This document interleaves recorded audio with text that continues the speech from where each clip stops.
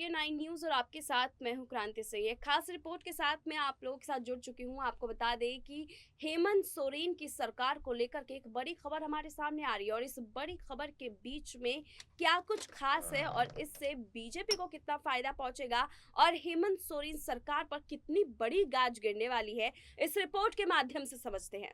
मुख्यमंत्री हेमंत सोरेन के खनन लीज पट्टा के मामले में चुनाव आयोग में सुनवाई पूरी होने के बाद झारखंड के राजनीतिक गलियारों में तरह तरह की चर्चाएं चल रही है।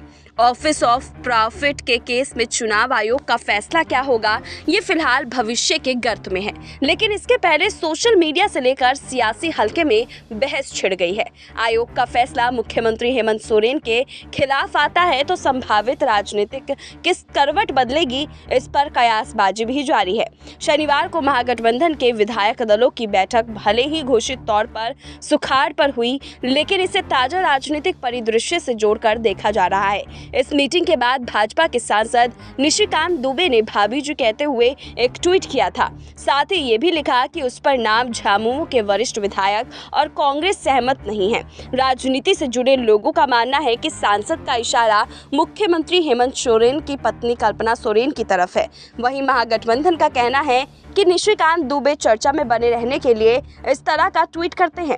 निर्दलीय विधायक सरयू राय ने कहा है कि निशिकांत दुबे ने मान लिया है कि फैसला मुख्यमंत्री के खिलाफ आएगा। मुझे लगता है कि चुनाव आयोग का सही फैसला होगा तो सीएम के खिलाफ नहीं होगा। पहले के सुप्रीम कोर्ट के जजमेंट के आधार पर संदेह है कि फैसला सीएम के खिलाफ होगा। अगर फैसला उनके खिलाफ आया तो लोगों को लगता है कि शिबू सोरेन उम्मीदवार हो सकते हैं, लेकिन उनके खिलाफ भी लोकपाल का मामला है। फिलहाल महागठबंधन की सरकार चलाएंगे, सरकार पर फर्क नहीं पड़ेगा। विरोधाभासी फैसलों का प्रभाव पड़ सकता है। झामुमो के केंद्रीय समिति के सदस्य सुप्रियो भट्टाचार्य ने कहा है कि सूबे के झामुमो की सरकार बनने के साथ निशिकांत दुबे के ट्वीट शुरू हो गए हैं। राजनीति ट्वीट से नहीं, जन आकांक्षाओं से चलती है। उन्होंने कहा कि अत्यधिक राजनीतिक वाचालता खुद का अस्तित्व खराब करती है। निशिकांत दुबे का एक निजी विमान कंपनी के प्रमोटर बने हुए हैं, वो वही काम करें, पैसेंजर की गिनती करें। उन्होंने कहा कि कोई भी फैसला अंतिम नहीं होता। फैसला अगर खिलाफ आया तो अपील में जाएंगे। किसी भी तरह के फैसले को अंतिम नहीं माना जाना चाहिए। न्याय की आरंभिक प्रक्रिया है, आगे जैसा फैसला आएगा उसके मुताबिक कार्रवाई की जाएगी। सांसद निशिकांत दुबे ने कहा कि भाभी जी के नाम पर झामुमो के वरिष्ठ विधायक और कांग्रेस सहमत नहीं दिखाई दे रही है।